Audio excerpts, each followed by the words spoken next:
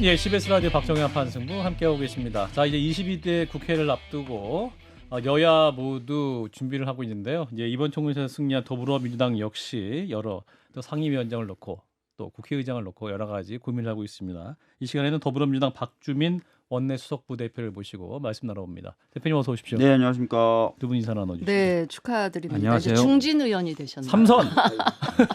당선도 축하드립니다. 열심히 하겠습니다. 앞으로 짜장은 삼선 짜장만 드신다는 아, 사선도 노래. 아, 그러니까 삼선 되셨으니까 삼선 짜장 이제 더 안 먹죠. 아, 그렇군요.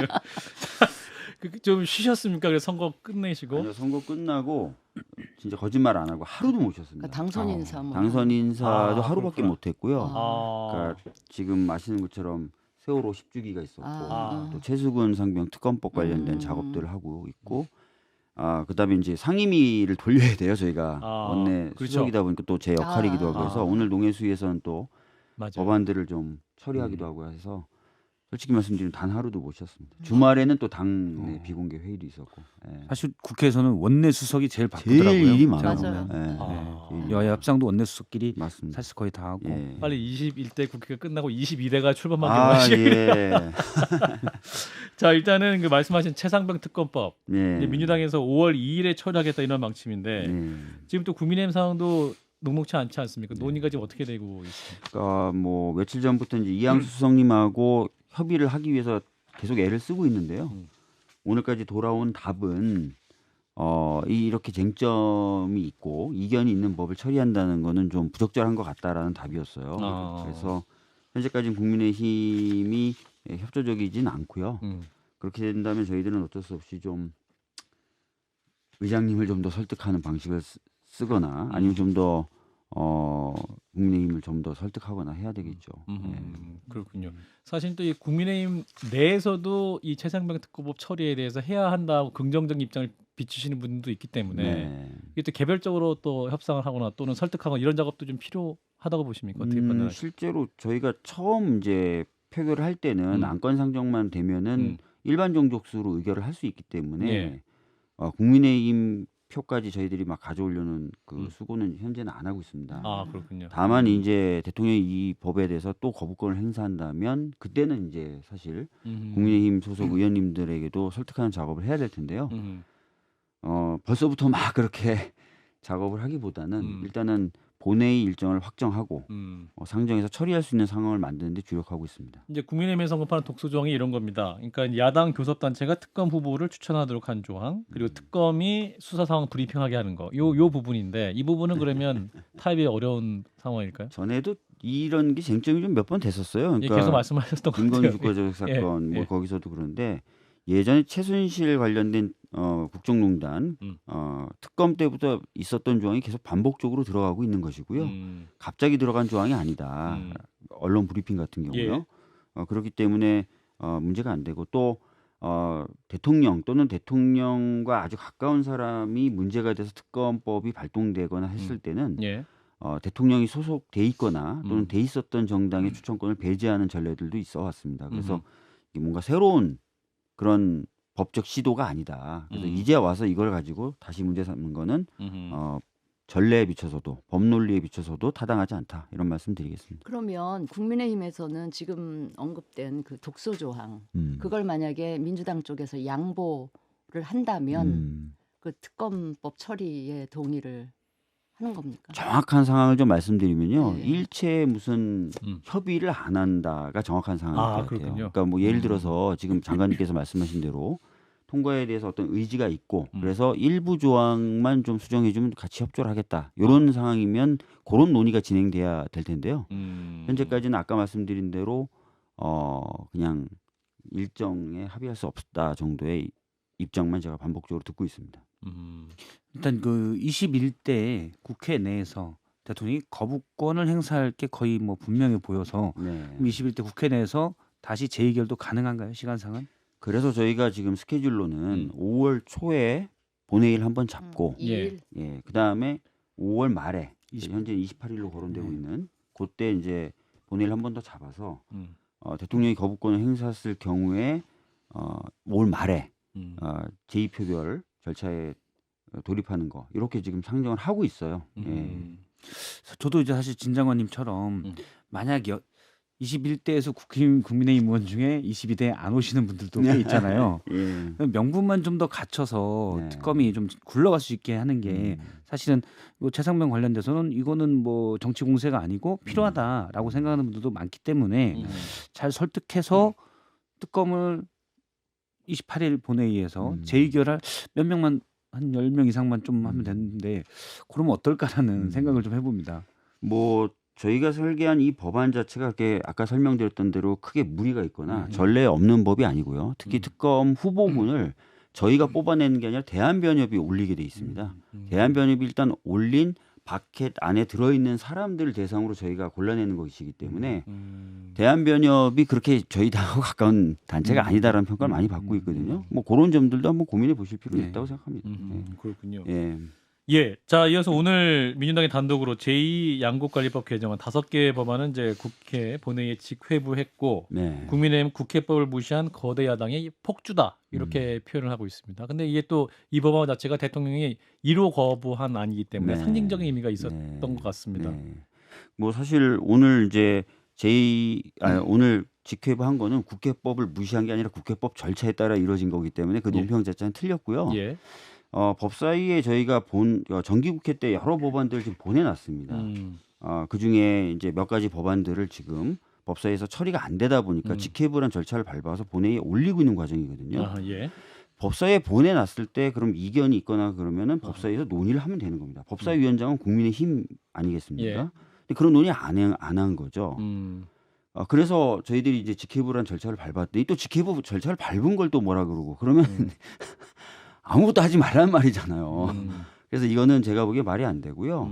지금이라도 저희들이 직회부 절차를 밟았던 법안에 대해서 뭔가 이견이 있거나 조정돼야 될 필요가 있다고 생각하는 내용이 있으시면 말씀을 주시면 또 본회의에서도 수정한 표결이라는 방식으로 수정이 가능하거든요. 다 열려 있으니까요. 응해 주시면 좋겠습니다. 근데 이 양국관리법 개정안 이거는 네. 대통령이 거부권을 행사한 그 법안보다 지금 조금 그 여당의 네. 의견을 좀 수렴해서 좀 맞습니다. 완화시킨 좀 거예요. 한 겁니다. 그럼 완화된 그 법안에 대해서는 그 국민의힘의 입장이 안 나왔나요? 그래서 그것도? 저희가 답답한 게 네. 아까도 말씀드렸던 것처럼 방금 장관님이 말씀하신 것처럼 거부했던 그 법안을 그대로 다시 발의한 게 아니라요. 아이고. 그 당시 여당에서 얘기했던 재정적 문제나 이런 부분도 완화할 수 있는 내용을 받아서 발의를 했고 또 법사위에 보내놓은 상태에서 상당 기간이 있었는데 논의가 안 된 거죠. 그래서 저희들이 이제 직회부 절차를 밟은 거라서 저는 지금도 말씀드리겠지만 본회의에 올라갔다고 해서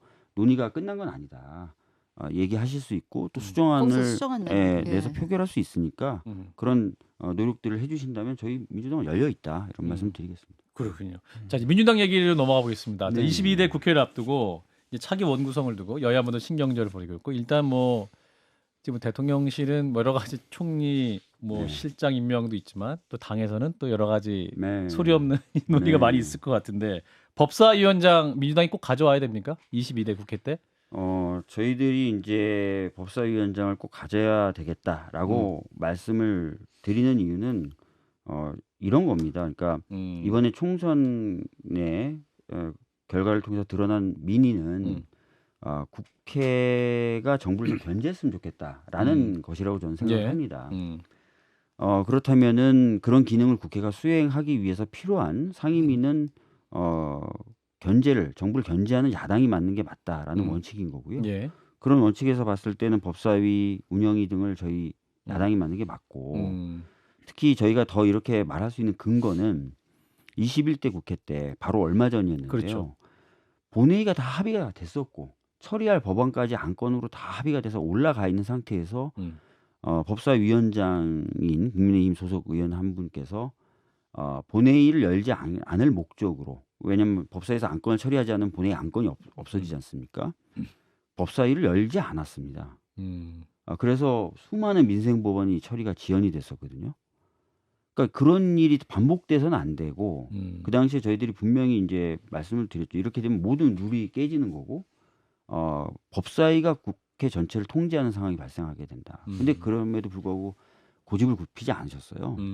아까도 말씀드렸던 대로 이번 민심은 국회가 정부를 견제해야 된다는 거고 그러기 위해서는 견제하는데 필요한 상임위는 우리 민주당이 갖는 것이 맞고 더군다나 아까 말씀드렸던 대로 국힘이 전력이 있기 때문에 국회 운영을 망가뜨렸던 저희들은 양보하기 어렵다라는 말씀드리겠습니다. 근데 이제 뭐 정부와 국회의 관계도 있지만 네. 여야 협치의 관계도 있기 때문에 네. 어떤 다수당 일당이 국회의장을 가져가면 그래 법사위원장은 그래도 다른 당이 주는 것이 관례가 아니냐. 그래야지 또 국회 내 권력도 균형이 맞는 것이 아니냐. 일당 독주를 막을 수 있는 체제가 아니냐.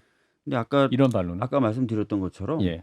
그걸 넘어서서 남용을 해버렸죠 권한을. 지난 21대에 예, 비춰보면 21대 때. 예. 그리고 지금도 저희가 계속 직회부 절차를 밟는 이유가 뭐겠습니까? 상임위에서 통과돼서 간 법안들이 안 되고 있잖아요. 꼭 이게 우리가 저희 당이 각 상임위에서 일방적으로 처리한 것만 잡아두는 게 아니에요. 합의돼서 간 것도 잡아두고 있습니다. 그러니까 이런 식으로 운영하는 거에 대해서 저희들이 지속적으로 문제 제기를 해왔고 심지어는 본회의 무산됐을 때는 국회의장님께서도 상당한 불쾌감을 표명하셨거든요. 이런 게 예. 어디냐. 꼬리가 몸통을 흔드는 격이다. 그런데 이런 전력을 보이신 당에서 또 법사위를 가서 하겠다라고 한다면 저희들이 그거를 받아들이기 참 어렵겠죠. 근데 네. 그때를 생각해 보시고 한 비교를 해 보시면 네. 민주당이 야당으로서 법사위를 위원장을 갖고 있을 때가 분명 있었잖아요. 네. 그때는 지난 그 21대에서 저기 뭐야 국민의힘이 법사위원장 갖고 있을 때 뭐 그거랑 달랐어요 많이? 글쎄요, 뭐 저보고 갑자기 기억을 하라고 하시면 날카로운 질문이었어요. 기억을 하라고 날카로운 하시라고 그러면 제가 질문이었어. 뭔가 딱 기억이 떠오르는 게 별로 없고 제가 뭐 그렇게 의정활동 길게 한 건 글쎄, 아니라서요. 뭐 예. 그때는 안 계셨을 수도 있는데 그때를 한번 또 기억을 해 보시면 좋겠다는 생각이 들고요. 그 민의를 또 국회로 하여금 정부를 견제해 달라라는 게 총선 민의라고 말씀을 하셨는데 이 또 민의는 또 해석하기 나름이고요. 각자 자기 위치에서 해석을 하는 거니까. 예. 지금 그러니까 민주당의 그 요구 사항은 운영위 법사위 다 민주당이 해야 되겠다 이런 지금 상황인 거죠. 정확하게 말씀드리면 민주당의 요구는 아니고요. 뭐 공감대가 꽤 넓은 의원들 개개인의 의견이다 이렇게 생각하시면 될 것 같고 예. 적어도 이제 원내대표님하고 저는 얘기를 자주 나누다 보니까 거기에 대한 일정 공감대는 있는데 22대 국회를 책임지진 않거든요. 저나 지금 홍익표 원내대표님이. 그래서 그거는 이제 추후에 아마 원내대표가 새로 뽑히면 여러 가지 고민 끝에 이제 원구성에 관련된 원칙들을 만들어낼 텐데요. 하여튼 저는 그렇게 생각을 합니다. 제가 원내대표 선거 이제 얼마 안 힘들어봐서. 남았어요, 근데 의원님. 네, 그 맞습니다. 5월 3일인가 그런 것 네. 같은데. 거기 나가세요? 나가세요? 아니 근데 눈을 요즘 피하지 인터뷰를 마세요. 할 때마다 이 질문 계속 들어와서 일단 주변에서 하라는 분들이 많아요. 왜냐하면은 뭐 지금 원내 수석을 하고 있고 있고. 네. 연속성이 필요하고 또 상당히 많은 수의 의원들을 가지고 원을 운영해 본 경험 경험도 있는 사람이 있고. 그렇게 많지가 않거든요. 그래서 뭐 막 계속 옆에서 쿡쿡 찌르면서 좀 하라고는 하는데 고민하고 하고 있고요. 예. 고민이 다 끝나면 뭐 적절한 기회를 통해서 결과를 알려드리도록 하겠습니다. 한 2주도 안 남았어요. 2주 남았나요? 그래서 사실 보통 지금 출마하려는 사람들이 이번 주말 거쳐서 거의 다 결정을 하게 될 것 같아요. 그렇군요. 마음의 결정을 다 하게 될 것 아하. 같아요. 예. 사실 거야잖아요. 22대 네, 국회도 맞습니다. 이제 원내대표에 나가실 것 같은데 제가 볼 때는 결심을 주말쯤에 하실 것 같고. 근데 22대 전반기 민주당 원내대표에 가장 필요한 건 뭐라고 보십니까? 그러니까 아무래도 원 구성을 하는 역할이 가장 중요해요. 그러니까 처음에, 예. 첫 해에 원내대표는 이제 둘째, 셋째 때부터는 역할이 주로 뭐 정책적인 이런 것들이 많이 강조되고 마지막 해에는 이제 또 한 번 다가오는 총선을 승리하기 위한 그런 거가 되는데 그래서 원 구성을 할 때 기틀을 좀 잘 만들어야 되겠죠. 이 민의가 잘 반영된 그런 원 구성을 해야 될 것 같고 두 번째는 이번 선거에서 뭐 검찰이나 뭐 이런 권력기관에 대한 개혁 요구 많았거든요. 그 부분을 받아 안고 또한 민생 정말 경제가 어렵다, 예. 삶이 어렵다는 분들이 많아서 그런 것들 조화롭게 투트랙 또는 쓰리트랙 이렇게 잘 운영할 수 있는 그런 운영의 묘와 경험을 갖춘 잘 운영하는 거 이런 것들이 좀 필요하지 않을까 싶습니다. 근데 제가 부탁드리고 싶은 거는 네. 뭐 총선 민의는 해석하기 나름인데 네. 저번에 김장수 그 여론조사 전문을 하시는 분이 와서 이번 총선 결과는 뭐 이제 정권 심판이라는 민주당의 손은 들어줬지만 그렇다고 계속 지금 말씀하셨던 뭐 권력기구 개편이라든지 계속 연달아 지금 말씀하시는 특검이라든지 이런 거보다는 좀 우리들 먹고 사는 문제를 좀 해결해 달라. 그런 요구가 반영되어 있기 때문에 네. 사실은 우선순위를 뭐 투트랙, 쓰리트랙보다 민생을 탑트랙에다 놓고 나머지 부분들 있잖아요. 특검법이라든지 이 권력기구와 관련한 이런 부분들을 조금 우선순위에서 한 단계 좀 내려서 민생 위주로 어젠다를 예. 국회 다수당이니까 알겠습니다. 그렇게 지금 해주셨으면 뭐 좋겠어요. 말씀해 주신 걸 위해서 저희는 지금 부동산 관련돼서 전세 사기 피해 지원 특별법 개정안 같은 경우도 처리하려고 하고 있고 오늘 농해수위에서 한 농산물 관련된 가격 안정법이라든지 예. 이런 것들 다 지금 하려고 하는 거거든요. 어떻게든 하려고 하는 거고 그 외에도 저희들이 가맹점주나 소상공인들을 위한 법안도 지난 정기국회 때 법사위로 많이 보내놨거든요. 그걸 어떻게든 좀 하고 21대를 마무리하려고 계속 열심히 하고 있습니다. 자, 이재명 대표 연임 서류 나와요. 네. 그러니까 이제 차기 당 대표로 네. 이재명 대표가 연임해도 된다라는 목소리도 당에서 나오고 네. 있는데 우리 의원님은 어떤 입장이세요? 뭐 제가 지금 현재 단계에서 이렇다 저렇다 평가하기는 어려운데 당에서는 아직까지 뭐 이런 이 주제를 가지고 막 공론이 일어나고 그러지는 않거든요. 예. 아마 일부 의원님들이 언론 인터뷰 때 질문을 받으면 답변하는 좀 수준인 것 같은데 확실히 좀 흐름은 총선 전보다는 총선 후에 좀 연임이 필요한 것 아니냐는 목소리가 좀 당내에 많아지고 있는 건 사실인 것 같습니다. 아하, 아마 그래요? 이제 의석이 많아지고 또 뭔가 역할을 크게 지금 민주당이 부여받고 있다, 기대받고 있다, 뭐 이런 무게감이 느껴지다 보니까 예. 그것에 걸맞는 뭔가 리더가 필요한 것 아니냐는 얘기가 나오면서 아마 그렇게 되는 것 같은데요. 하여튼 아까 말씀드린 대로 아직까지 이게 뭐 의원들 사이에서 뭐 공론화가 되거나 이런 건 없습니다. 그렇군요. 아직 임기가 뭐 8월 네. 그렇군요. 자, 지금 이제 대통령이 이제 인사 문제로 굉장히 고민을 많이 하고 있는 상황입니다. 지금 매일 국무총리 비서실장 하마평이 나와서 우리 진수희 전 장관님이 이름만 들어도 현기증 난다고 말씀하시는데 자, 박영선 전 장관의 총리 입각설 민주당 내에서는 반응이 어떻게 나오고 있습니까? 그러니까 뭐 기본적으로 이런 느낌인 것 같아요. 이게 이 인사의 의미가 뭐지? 이런 느낌이요. 그러니까 무슨 얘기냐면 진짜 총선 결과에 따라서 대통령이 야당과 소통을 하려고 한다면 야당과 얘기하면서 인선에 대한 게 꾸려져야 되는데 그것도 아니고 그래서 이게 이 의미가 뭐지? 그다음에 두 번째는 이 대통령실 자체에서도 혼선이 나오는 거죠. 검토한 바 없다, 아니다, 검토되고 있다, 막 그러니까 이건 또 뭐지? 막 이러면서 어떻게 보면 약간 국정의 난맥상 또는 인력풀의 빈곤함 이런 게 오히려 드러나는 것 아닌가라는 느낌을 받고 있죠. 인사에 관해서 여러 가지 목소리 나오면서 네. 그 일부 보수 신문에서는 관저 정치라는 용어도 나오고 또 일각에서는 간신 3인방이 있다. 뭐 이런 단어까지 나오고 있는데 네. 당에서 혹은 또 의원님께서는 또 들으신 정보가 있으신지. 아니 뭐 그런 건 없고요. 그런 건 없고 예전부터 뭐 이번 상황을 둘러싸서 새로 들은 건 없고요. 예전부터 관저의 힘이 세다는 얘기는 계속 있어 왔잖아요. 관저 정치가 이해하기가 세다. 어렵다. 이런 건 대부분 그 관저에서 뭔가 나오는 것 같다는 얘기는 많았잖아요. 그렇군요. 네. 만약에 박영선 전 장관이 총리직의 제의를 받아서 발표가 나면 네. 민주당은 어떻게 하실 거예요? 글쎄요, 이게 분명히 말씀드릴 게 네. 박영선 전 장관이 총리에 기용되는 거에 대해서 민주당과는 이런 방구 교감도 없었다는 겁니다. 그렇죠. 예. 그렇기 때문에 뭔가 민주당이 어떤 판단을 할 것이다라고 생각하시면 안 될 것 같고요. 오늘 아마 이제 만약에 진짜 박영선 장관이 개인적으로 그런 걸 받아들인다면 거기에 대한 판단들을 하기 시작해야 되겠죠.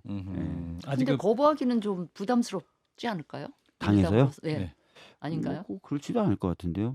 부담스럽지 않다. 거부 부담스럽지 저는 않다. 개인적으로 그렇게 생각하는데 왜냐하면은 예. 아까도 말씀드렸던데 당과 어. 교감하에 뭐 이 인사가 논의되고 있거나 진행되는 게 아니에요. 그런 건 아니라 네. 하더라도 막상 지명이 되면 민주당으로서는 그 거부하기는 이 정도 좀 인사도 민주당이 안 받냐? 그러니까 이제 따져봐야 되겠죠. 그러면 아까도 제가 말씀드렸던 것처럼 이 인사의 의미가 뭐지라고 대부분 의원들이 생각을 한다는 거예요. 그러니까 당과 교감해서 당과 소통하려는 것으로 보이지도 않고 아니면 뭔가 어떤 의미가 있는 것 같지도 않고 이런 것들부터 판단하기 시작해야 되겠죠. 네. 그렇군요. 자, 근데 뭐 예. 당에서는 예를 들어서 그런 생각이 들어요. 그러니까 방식이 잘못되긴 했는데 예를 들어서 당의 의견을 좀 야당의 의견을 물어보고 먼저 했으면 훨씬 좋았을 것 같은데 대통령이 여러 스타일상 그럴 가능성은 거의 없어 보이고 실제로 과거에도 쭉 보면 그런데 일단 인물로만 놓고 보면 다른 인물에 비해서는 야당과 교감할 수 있는 인물이지 않느냐라는 의견들도 있는 것도 사실이거든요. 그런 건 이제 판단을 해봐야 되겠죠. 네. 그러니까 예를 들어서 개인 A라는 사람과 국무총리로서 A는 또 다른 거 아닙니까? 대통령과의 어떤 관계나 이런 것도 새로 설정이 되는 거고요. 그래서 그런 것들이 전면적으로 검토돼야 되는 거고 저는 뭐 이렇게 혼란하고 난맥적인 인사의 경우에 제 개인적인 생각이지만 박영선 전 장관님이 안 받아들이실 것 같은데요. 이렇게 난맥을 보이고 이렇게 근데 엉뚱한데 오늘 박영선 전 장관이 SNS. 보인 반응으로 보면 상당히 뭐라고 쓰셨어요? 예, 예, 예. 그러니까 그래서 협치가 기묘하다. 협치가 중요한 시기다. 협치가 기묘한 시기다. 예, 협치의 방점이 있으셔서. 근데요, 만약에 그걸 거부하는 분위기가 막 지배적이면 그거는요 오해를 받을 수도 있을 것 같아요. 아, 박영선 전 장관이 친문 인사라서 저 민주당에서 반대한다? 좀 껄끄러워하나 뭐 이런 오해도 생길 수도 있을 것 같아요. 뭐 그래서 여러 가지로 좀 애매하실 자 것 마지막 같긴 질문. 네. 자 이화영 전 부지사가 검찰청 그 술판 발언을 했는데 네. 검사 측에서는 또 이제 절대 그런 사실 없다. 또 날짜를 특정하면서 말도 하고 이런 상황인데 네. 변호사시잖아요. 네네네. 이게 가능한 얘기입니까? 그러니까 실제 이제 이런 일이 있을 수 있느냐라는 그렇죠. 질문부터 하시면 예. 과거에 특수부 검사들이 자주 써왔던 방식이죠. 아 그런가요? 과거지. 예. 그리고 실제로 이 수원지검의 원포인트로 인사돼서 이 사건을 담당하고 있는 검사가 그런 일을 했다는 이유로 징계를 받은 전력이 있습니다. 예. 그러니까 수감자에게 편의를 제공해서 어떤 진술을 받아냈다. 그래서 그게 대상이 돼서 징계를 받은 전력이 있는 것으로 저는 기억을 하고 있거든요. 그렇다면은 이게 꼭 없을 수만 있는 일이냐? 그렇지는 않기 때문에 제가 오늘 아침에도 말씀드렸지만 객관적인 증거로 없으면 좀 없다. 이렇게 좀 해줘야 되겠죠. 알겠습니다. 시간이 없는 게 좀 아쉽네요. 일단 여기까지 말씀 듣겠습니다. 더불어민주당 박주민 원내수석부대표였습니다. 고맙습니다. 네, 감사합니다.